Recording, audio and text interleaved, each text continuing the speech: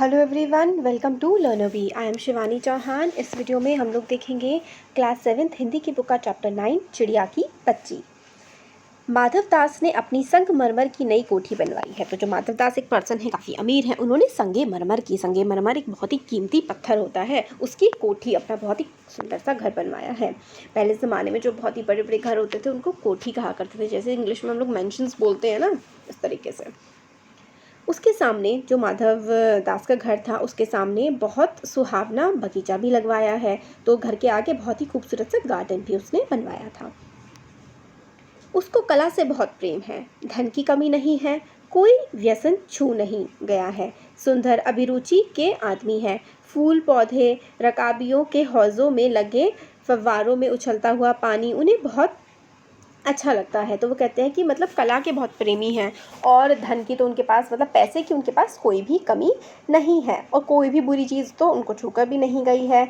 और मतलब उन्होंने बहुत सुंदर सा बगीचा अपना बनवाया है। बगीचे में क्या है, फव्वारा लगा हुआ है, और फव्वारे का पानी उछलता जो रहता है वो उनको काफ़ी ज़्यादा अच्छा लगता है। समय भी उनके पास काफ़ी है। शाम को जब दिन की गर्मी ढल जाती है और आसमान कई रंग का हो जाता है, तब कोठी के बाहर चबूतरे पर तख्त डलवाकर मसनत के सहारे वह गलीचे पर बैठते हैं। तो फिर जो गलीचा है, उनका जो गार्डन है, शाम के समय उसमें आकर के बैठते हैं। जब सूरज ढल जाता है, आप लोग देखेंगे शाम के समय लगभग 6:30 बजे के आसपास जो स्काई होता है उसमें बड़े प्यारे प्यारे से कलर्स होते हैं। काफ़ी सारे वहाँ पे कलर्स आपको देखने के लिए मिल जाते हैं। तो जो सेठ जी हैं वो बाहर बगीचे में अपने जाकर के बैठ जाते हैं और प्रकृति को निहारते रहते हैं कि कितनी खूबसूरत ये एनवायरनमेंट है, कितनी नेचर कितना खूबसूरत है, कितने पेड़ फव्वारे, सबको वो देखते रहते हैं। मित्र हुए तो उनके विनोद चर्चा करते हैं, नहीं तो पास रखे हुए फर्श हुक्के की सटक को मुंह में दिए ख्याल ही ख्याल में संध्या की स्वप्न की भांति गुजार देते हैं। तो अगर उनके दोस्त होते हैं तो दोस्तों से बातचीत कर लेते हैं, पर अगर जैसे कि दोस्त वगैरह नहीं होते तो अपना जो हुक्का है उसको लेते हैं और उसको पीते रहते हैं हुक्के को, और अपने ख्याल में पूरा जो है टाइम निकाल देते हैं, उन ख्यालों में ही पूरा वक्त अपना गुजार देते हैं। आज कुछ कुछ बादल थे। आज जो था, आज काफ़ी मतलब बादल वगैरह हो रहे थे, घटा गहरी थी तो बादल हो रहे थे, और जो घटा चल रही थी, जैसे होता ना मौसम बढ़िया सा था, धूप का प्रकाश उनसे छन छन कर आ रहा था। घटा होती ना, बादल जो है वो काफ़ी हो रखे थे, और जो प्रकाश था ना वो उसमें से छन छन करके आ रहा था। माधव दास मसनद के सहारे बैठे थे, तो मतलब वो वहाँ पर बैठे हुए थे आराम से अपने गार्डन में। उन्हें ज़िंदगी में क्या स्वाद नहीं मिला है, सब कुछ तो उन्हें ज़िंदगी में मिला है, पर जी भरकर भी कुछ खाली सा रहता है। तो ज़िंदगी में, लाइफ में उनके पास हर चीज़ है, पर उनका जी भर गया है, पर जी भरकर भी सब कुछ खाली खाली सा ही उन्हें लगता है। उस दिन संध्या समय उनके देखते देखते सामने की गुलाब की डाली पर एक चिड़िया आन बैठी। तो वो सब कुछ देख रहे थे, अपना सब कुछ अपने बगीचे में खुश थे, आराम से बैठे हुए थे। एकदम से उन्होंने देखा कि सामने की जो गुलाब की डाली है उस पर एक चिड़िया आकर के बैठ गई है। चिड़िया बहुत सुंदर थी, उसकी गर्दन लाल थी और गुलाबी होते होते किनारे का ज़रा ज़रा नीली पड़ जाती थी। तो लाल, गुलाबी, नीली, बड़ी खूबसूरत सी उसकी गर्दन थी। पंख ऊपर से चमकदार स्याह थे, तो पंख जो थे वो काफ़ी ज़्यादा चमकदार थे। उनका नन्हा सा सिर तो बहुत ही प्यारा लगता था। तो जो चिड़िया का प्यारा सा छोटा सा सर है बड़ा सुंदर लगता था, और शरीर पर चित्र विचित्र चित्रकारी थी, क्योंकि बर्ड्स होती हैं ना, कलरफुल होती हैं, काफ़ी सुंदर सुंदर से उन पर डिज़ाइंस बने होते हैं। चिड़िया को मानो मानव दास की सत्ता का कुछ पता नहीं था, और मानो तनिक देर का आराम भी उसे नहीं चाहिए था। तो उसे माधव दास कितने सत्ता की, माधव दास का गार्डन है ये, और तो सब कुछ भी उस चिड़िया को तो पता नहीं था, और उसको ऐसा लगता था कि जैसे कि थोड़ी देर का भी आराम उसको नहीं चाहिए। कभी पर हिलाती थी, कभी फुदकती थी, वह खूब खुश मालूम होती। वो अपनी नन्ही सी चोंच से प्यारी प्यारी आवाज़ निकाल रही थी, तो उसको बिल्कुल चैन नहीं पड़ रहा था। वो कभी अपने पंख हिला रही थी, तो कभी क्या कर रही थी, फुदक रही थी, कभी कुछ कर रही थी, कभी प्यारी प्यारी आवाज़ निकाल रही थी। माधव दास को वह चिड़िया बड़ी मनमानी लगी। उसकी स्वच्छंदता बड़ी प्यारी जान पड़ती थी। तो जो माधव दास था उसको चिड़िया काफ़ी बढ़िया लगी, कि जो इतने आराम से अपना सब कुछ एंजॉय कर रही है। बड़ा अच्छा लगा माधव दास को देखकर। कुछ देर तक वह उस चिड़िया का इस डाल से उस डाल थिरकना देखते रहे। तो कुछ देर तक तो वो माधव दास, चिड़िया इस डाल से उस डाल घूम रही थी, ये देखते रहे। इस समय वह अपना बहुत कुछ भूल गए। तो अपना बहुत कुछ जो उनकी ज़िंदगी में चल रहा था वो भूल गए, और चिड़िया पर उनका सारा का सारा ध्यान लग गया। उन्होंने उस चिड़िया से कहा, आओ, तुम बड़ी अच्छी आई, मतलब अच्छा है, बढ़िया है तुम यहाँ पर आ गई। यह बगीचा तुम लोगों के बिना सूना सा लगता है। सुनो चिड़िया, तुम खुशी से यह समझो कि यह बगीचा मैंने तुम्हारे लिए ही बनवाया है। तुम बेटके यहाँ आया करो। तो वो माधवदास चिड़िया से कहते हैं कि तुम यहाँ पर आई हो, मुझे बहुत अच्छा लगा, और तुम ये समझना कि ये जो बगीचा है ये मैंने तुम्हारे लिए ही बनवाया है, और बेटके मतलब बिना परेशान हुए, बिना कुछ सोचे तुम यहाँ पे आया करना रोज़। चिड़िया पहले तो असावधान रही, फिर जानकर की बात उससे की जा रही है, वह एकाएक तो घबराई। फिर पहले तो उसको समझ नहीं आ रहा था कि क्या मतलब क्या हो रहा है, कि उससे कोई बात कर रहा है। फिर जैसे उसे पता लगा कि बात उससे की जा रही है, वो एकदम से घबरा गई। फिर संकोच को जीतकर बोली, कुछ मालूम नहीं था कि यह बगीचा आपका है, मैं अभी चली जाती हूँ। पल भर सांस लेने मैं यहाँ टिक गई थी। तो एकदम से चिड़िया कहती है, ओहो, मुझको नहीं पता था कि आपका बगीचा है, मैं तो थोड़ी सी देर यहाँ पे रुक गई थी, मैं अभी चली जाती हूँ यहाँ से। तो माधवदास ने कहा, हाँ बगीचा तो मेरा है, ये संगमरमर की कोठी भी मेरी है, लेकिन इस सब को तुम अपना भी समझ सकती हो, सब कुछ तुम्हारा है। तुम कैसी भोली हो, कैसी प्यारी हो, जाओ नहीं बैठो, मेरा मन तुमसे बहुत खुश होता है। तो माधवदास कहता है कि हाँ ये बगीचा मेरा है, संगमरमर की कोठी भी मेरी है, मगर इस सब को तुम अपना समझ सकती हो, तुम कहीं मत जाओ और तुम यहीं पर बैठो, और तुम्हें देखकर जो है मेरा मन काफ़ी ज़्यादा खुश होता है। चिड़िया बहुत कुछ सकुचा गई, तो मतलब थोड़ा सा वो हो गई, सकुचा सी गई, सकुचा जाते हैं ना एकदम से वो हो जाना, कि शर्म सी आ जाना। उसे लगा कि उससे गलती तो नहीं हुई, वह यहाँ बैठ गई है। उसको लगा कि उससे कोई गलती तो नहीं हो गई कि वो यहाँ आके बैठ गई है। उसका थिरकना जो है वो रुक गया। भयभीत सी डरती हुई वो बोली, मैं थक कर यहाँ बैठ गई थी, मैं अभी चली जाऊँगी, बगीचा आपका है और मुझे माफ़ कर दीजिए। उसे लगा था कि जो माधवदास है उसको अच्छा नहीं लग रहा है। तो चिड़िया ने कहा कि मैं अभी बिल्कुल चली जाती हूँ, मैं तो थक कर यहाँ बैठ गई थी। माधवदास ने कहा, मेरी भोली चिड़िया, तुम देखकर मेरा चित्त प्रफुल्लित हुआ है। मेरी भोली चिड़िया, तुम्हें देखकर मतलब मेरा मन प्रफुल्लित हो गया है। चित्त होता है मन, प्रफुल्लित खुश हो गया है। मेरा महल, मेरा जो ये महल है इतना बड़ा है पर एकदम सूना है, वहाँ कोई भी चहकता नहीं है। तुम्हें देखकर मेरी रागनियों का जी बहलेगा। तुम कैसी प्यारी हो, यहाँ ही तुम क्यों ना रहो। तो फिर वो कहती है कि नहीं नहीं, माधवदास चिड़िया से कहते हैं कि तुम तो इतनी प्यारी हो, तुम्हें देखकर मेरा मन बहल जाता है, यहाँ पर चहकने वाला कोई नहीं है, बल्कि कोठी इतनी बड़ी है, और तुम यहाँ रहोगी तो मुझे काफ़ी ज़्यादा अच्छा लगेगा। चिड़िया बोली, मैं माँ के पास जा रही हूँ, सूरज की धूप खाने और हवा से खेलने और फूलों से बात करने में ज़रा घर से अड़ आई थी। अब साझ हो गई है और माँ के पास जा रही हूँ, अभी अभी मैं चली जा रही हूँ, आप सोच ना करें।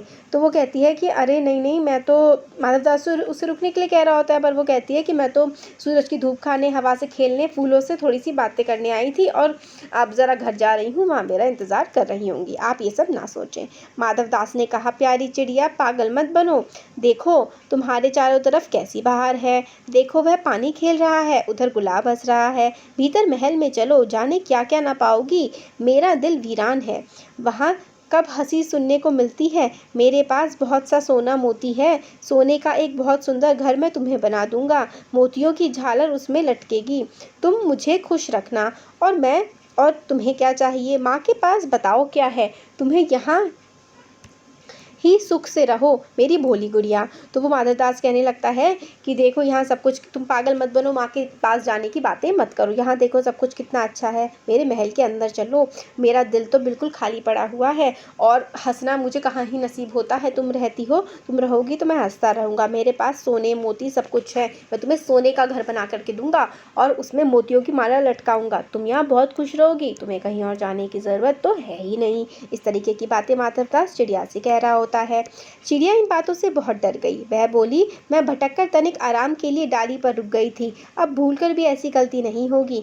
मैं अभी यहाँ से उड़ी जा रही हूँ, तुम्हारी बातें मुझे समझ में नहीं आती हैं। मेरी माँ के घोंसले के बाहर बहुत तेरी सुनहरी धूप बिखरी रहती है, मुझे और क्या करना है। तो फिर वो कहती है कि मतलब ये सारी की सारी बातें सुन के ना चिड़िया काफ़ी ज़्यादा डर जाती है। वो माधवदास से कहती है कि मुझे तुम क्या कह रहे हो, मुझे समझ में नहीं आ रहा है, मुझे माफ़ कर दो, मैं तुम्हारी डाली पर आकर के बैठ गई, अब मैं चली जा रही हूँ। मेरी माँ के घोंसले के पास बहुत अच्छी धूप आती है, मुझे बस वही चाहिए, मुझे और करना ही क्या है और चीज़ों का। 2 दाने माँ ला देती है और जब मैं खेलने बाहर जाती हूँ तो मेरी बाट देखती रहती है। तो कहते हैं 2 दाने खाने के लिए, खाना तो मेरी माँ मेरे को ला ही देती है, और जब मैं बाहर जाती हूँ खेलने तो मेरी बाट देखती रहती है, मतलब मेरा इंतज़ार करती रहती है। मुझे तुम और कुछ मत समझो, मैं अपनी माँ की ही हूँ। वो कहती है चिड़िया तुम मुझे कुछ मत समझो, मैं तो अपनी माँ के अलावा और किसी की नहीं हूँ। माधवदास ने कहा भोली चिड़िया तुम कहाँ रहती हो, तुम मुझे नहीं जानती हो। तो वो कहती है, माधवदास कहता है भोली चिड़िया से कि तुम मतलब कहाँ रहती हो, क्या तुम मुझे जानती नहीं हो। चिड़िया मैं माँ को जानती हूँ, भाई को जानती हूँ, सूरज को और उसकी धूप को जानती हूँ, घास पानी फूलों को जानती हूँ, महामान्य तुम कौन हो मैं तुम्हें नहीं जानती। तो चिड़िया कहती है मैं अपनी माँ को जानती हूँ, अपने भाई को जानती हूँ, सूरज धूप घास पानी इन सबको मैं जानती हूँ, बट तुम कौन हो मैं तुम्हें तो नहीं जानती। माधवदास तुम भोली हो चिड़िया, तुमने मुझे नहीं जाना तब तुमने कुछ नहीं जाना। मैं ही तो सेठ माधवदास, मैं हूँ सेठ माधवदास, मेरे पास क्या नहीं है, जो मांगो मैं वही दे सकता हूँ। तो माधवदास कहता है अच्छा तुम्हें नहीं पता, तो मैं तुम्हें बताता हूँ, मैं सेठ माधवदास हूँ, मेरे पास सब कुछ है, जो तुम मांगोगी मैं तुम्हें दे सकता हूँ। चिड़िया पर मेरी तो छोटी सी जात है, उसके पास सब कुछ है, तब मुझे जाने दीजिए। तो वो कहते हैं मैं तो छोटी सी हूँ, मेरे को जो चाहिए वो तो मेरे पास है, तो आप प्लीज़ मुझे जाने दो। माधवदास चिड़िया तू नीरी अनजान है, मुझे खुश करेगी तो तुझे माला माल कर सकता हूँ। तो माधवदास कहता है तू मुझे खुश करेगी तो मैं तुझे बहुत पैसे वाली बना सकता हूँ, तो क्यों अनजान बन रही है। चिड़िया बोलती है तुम सेठ हो, मैं नहीं जानती सेठ क्या होता है, पर सेठ कोई बड़ी बात होती होगी, मैं अनजान ठहरी। माँ मुझे बहुत प्यार करती है, वह मेरी राह देखती होगी, मैं मालामाल होकर क्या होंगी मैं नहीं जानती। तो फिर कहती है कि तुम सेठ हो, सेठ बहुत बड़े होते होंगे, मगर मुझे नहीं पता कि क्या होता है ये। मैं तो अपनी माँ को जानती हूँ, मेरी माँ से मैं बहुत प्यार करती हूँ और वो मेरी राह देख रही होगी, मेरा इंतज़ार कर रही होगी, इसलिए मैं उनके पास जाना चाहती हूँ। मालामाल किसे कहते हैं मुझे तो पता नहीं है। मालामाल किसे कहते हैं, क्या मुझे वह तुम्हारा मालामाल होना चाहिए, मतलब ये सब क्या है उसको नहीं पता। सेठ अरे चिड़िया तुझे बुद्धि नहीं है, तू सोना नहीं जानती, सोना उसी की जगत को तृष्णा है, वह सोना मेरे पास ढेर का ढेर है, तेरा समूचा घर सोने का होगा। तो वो कहते हैं तुझे सोना नहीं पता। सेठ कहते हैं चिड़िया से सोना तो ऐसी चीज़ है जो पूरी दुनिया चाहती है, पूरी दुनिया चाहती है कि उसके पास सोना हो, गोल्ड हो, क्या तुझे ये नहीं पता कि सोना क्या होता है। मैं तेरे लिए ऐसा पिंजड़ा बनवाऊंगा कि पूरी दुनिया में ना होगा, ऐसी कि तू देखती रह जाएगी, तू उसके भीतर थिरक फुदक कर मुझे खुश करती रहना। तो वो कहती है कि तू थिरकती रहना उस पिंजड़े में, मुझे खुश करती रहना, तेरा भाग्य खुल जाएगा, तेरा पानी पीने की कटोरी भी सोने की होगी। तो फिर वो कहता है कि तो तेरी पानी पीने की कटोरी होगी ना, वो भी मैं तुझे सोने की बना के दूंगा। ऐसा जो है सेठ कहता है चिड़िया से। चिड़िया वह सोना क्या चीज़ होता है, सेठ तू क्या जानेगी, तू चिड़िया जो है सोने का मूल्य सीखने के लिए तुझे बहुत सीखना है। बस यह जान ले कि सेठ माधवदास तुझसे बात कर रहा है, जिससे मैं बात तक कर लेता हूँ उसकी किस्मत खुल जाती है। तू अभी जग का हाल नहीं जानती, मेरी कोठियाँ पर कोठियाँ हैं, बगीचे पर बगीचे हैं।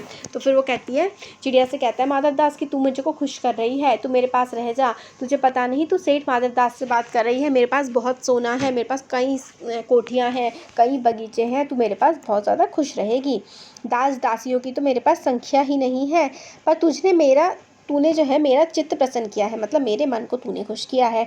ऐसा वरदान कब किसको मिलता है। हरी चिड़िया तू इस बात को समझती क्यों नहीं, तो तू ये सब क्यों नहीं समझती है, मैं तुझे समझाने की कोशिश कर रहा हूँ, तूने मेरा मन खुश किया है, मैं चाहता हूँ तू मेरे पास रह जाए, पर तू मानने को तैयार नहीं होती है। चिड़िया बोलती है सेठ मैं तो नादान हूँ, मैं कुछ नहीं जानती, कुछ नहीं समझती, पर मुझे देर हो रही है, माँ मेरी बाट देखती होगी। तो कहता है सेठ मेरे को तो ये सब नहीं पता जो तुम बोल रहे हो, बट मेरी माँ मेरा इंतज़ार कर रही होगी। सेठ ठहर ठहर, इस अपने पास के फूल को तूने देखा, यह एक है, ऐसे अनगिनत फूल हैं, ऐसे अनगिनत फूल मेरे बगीचे में हैं, वे भांति भांति के रंग के हैं, तरह तरह की उनकी खुशबू है। चिड़िया तेने मेरे चित्त प्रसन्न किया है और वे सब फूल तेरे लिए खिला करेंगे। तो फिर वो कहता है अरे चिड़िया रुक, जो तू फूल पे तू बैठी हुई थी, ऐसे तो अनगिनत फूल हैं, वो सारे के सारे फूल तेरे लिए खिला करेंगे, तूने मेरा मन खुश किया है, तू यहाँ रह जा, तेरे लिए तो बहुत सारे फूल हैं, उस घोंसले में जाके क्या करेगी। वहाँ घोंसले में तेरी माँ है, पर माँ क्या है, इस बहार के सामने तेरी माँ क्या है। वहाँ तेरे घोंसले में कुछ भी तो नहीं है, तू अपने को नहीं देखती, कैसी सुंदर तेरी गर्दन, कैसा रंगीन देह है, तू अपने मूल्य को क्यों नहीं देखती है। मैं तुझे सोने से मढ़कर तेरे मूल्य को चमका दूंगा, तैने मेरे चित्त को पसंद किया है, तू मत जा, यहीं रह। तो फिर वो यही बात कह रहा होता है कि तू इतनी सुंदर है, मैं तेरे जो सुंदरता है इसको सोने से लाद दूंगा, तू और सुंदर हो जाएगी, वहाँ तो तेरी माँ है और क्या है, यहाँ तो सब कुछ है तेरे पास। फिर चिड़िया बोलती है, चिड़िया, सेठ मैं अपने को नहीं जानती, इतना जानती हूँ कि मेरी माँ है, मुझे यहाँ देर हो रही है, सेठ मुझे मत रोक, रात में अंधेरा बहुत हो जाता है, मैं राह भूल जाऊँगी। तो वो कहती है कि मेरी माँ वहाँ है, मुझे मत रोको, और रात में अंधेरा हो जाता है, मुझे रास्ता याद नहीं रहता। सेठ ने कहा, अच्छा चिड़िया जाती हो तो जाओ, पर इस बगीचे को अपना ही समझो, तुम बड़ी सुंदर हो। तो चिड़िया कहती है, चिड़िया से सेठ कहता है, अच्छा तुम्हें जाना है तो जाओ, पर अपने इस बगीचे को अपना ही समझना, और तुम बड़ी प्यारी हो। यह कहने के साथ ही सेठ ने एक बटन दबा दिया। उसने बटन से दूर कोठी के अंदर आवाज़ हुई, जिससे सुनकर एक दास झटपट भागकर बाहर आया। यह सब क्षण भर में हो गया और चिड़िया कुछ भी नहीं समझी। फिर वो जैसे चिड़िया को ठीक है जाने को कहने लगा, तभी उसने एक बटन दबा दिया। अब इतनी जल्दी बटन दबाया कि चिड़िया को तो कुछ समझ ही नहीं आया, और तभी अंदर से एक दास भागता हुआ आया। सेठ कहते रहे, तुम अभी माँ के पास जाओ, माँ बाट देखती होगी, पर कल आओगी ना, कल आना, परसों आना, रोज़ आना। तो सेठ कहते रहे, अच्छा ठीक है आप चले जाओ, पर कल भी आना, परसों भी आना, रोज़ आना यहाँ पर। यह कहते कहते दास को सेठ ने इशारा कर दिया कि वह चिड़िया को पकड़ने के जतन में चला। बट ये सब तो कह रहा था, सेठ उसको बातों में उलझा रहा था चिड़िया को, और इतने में सेठ ने अपने नौकर को इशारा कर दिया कि तुम इस चिड़िया को पकड़ लो। सेठ कहते रहे, सच तुम बड़ी सुंदर लगती हो, तुम्हारे भाई बहन हैं? कितने भाई बहन हैं? तो पूछने लगा, क्या तुम्हारे भाई बहन भी हैं तो कितने हैं? चिड़िया, 2 बहन हैं, 1 भाई है, पर मुझे देर हो रही है, मुझे जाने दो। हाँ हाँ जाना, अभी तो उजेला है, 2 भाई 1 बहन है, बड़ी अच्छी बात है। तो फिर वो कहता है कि अच्छा अभी तो बड़ा उजाला है, रुक जाओ, 2 भाई 1 बहन है, अच्छा अच्छी बात है ये तो। पर चिड़िया के मन के भीतर जाने क्यों चैन नहीं था। वह चौकन्नी हो चारों ओर देखती थी। उसने कहा, सेठ मुझे देर हो रही है। फिर वो इधर उधर देख रही थी बार बार और कह रही थी, सेठ मुझे देर हो रही है, मुझे जाने दो। सेठ ने कहा, देर अभी कहाँ, अभी उजाला है मेरी प्यारी चिड़िया, तुम अपने घर के और हाल सुनाओ, भय मत करो। फिर वो कहते हैं कि और बातें बताओ अपने घर के बारे में, तुम्हें डर क्यों लग रहा है, डरो मत। चिड़िया ने कहा, सेठ मुझे डर लगता है, माँ मेरी दूर है, रात हो जाएगी तो राह नहीं सूझेगी। फिर वो कहती है कि मेरे को डर लग रहा है, मेरी माँ काफ़ी दूर है, रात हो गई तो मुझे रास्ता समझने में दिक्कत हो जाएगी। इतने में चिड़िया को बोध हुआ कि जैसे एक कठोर स्पर्श उसके देह को छू गया। वह चीख देकर चिचिहाई और एकदम उड़ी। फिर एकदम से ये सब बातें करते करते उसको लगा कि उसको किसी कठोर सी चीज़ ने छू लिया है, और वो चीखी और एकदम से उड़ी। नौकर के फैले हुए पंजे में आकर भी नहीं आ सकी, तो मतलब पंजे में आकर भी आ नहीं पाई चिड़िया। तब वह उड़ती हुई सांस में माँ के पास गई और माँ की गोद में गिरकर सुबकने लगी, माँ माँ। तो फिर वो बहुत तेज़ी से उड़ करके अपनी माँ के पास चली गई और सुबक करके रोने लगी। माँ ने बच्ची को छाती से चिपटा कर पूछा, क्या है मेरी बच्ची, क्या है? तो फिर पर माँ काँप काँप कर माँ की छाती से चिपक गई, बोली कुछ नहीं, बस सुबकती रही, ओ माँ करती रही। बड़ी देर में उसे ढांढस बंधा, तब उसे पलक मीच उस छाती में ही चिपक सोई, जैसे अब पलक ना खुलेगी। फिर वो इतना ज़्यादा डर गई थी, अपनी माँ के पास चली गई और अपनी माँ की छाती से लग करके सो गई। तो देखिए इस कविता में, या सॉरी कविता नहीं है, इस कहानी में हमें ये बताया गया है कि जो माँ का प्यार होता है ना, वो किसी भी सोने चांदी महल हर चीज़ से बड़ा होता है माँ का प्यार। यही चीज़ हमें इस कहानी में बताने की कोशिश की गई है। तो हो गया हमारा चैप्टर कंप्लीट। कैसा लगा ज़रूर बताइए, अच्छा लगा तो लाइक करिए, चैनल को सब्सक्राइब करिए, अपने फ्रेंड्स के साथ शेयर करिए। Thank you.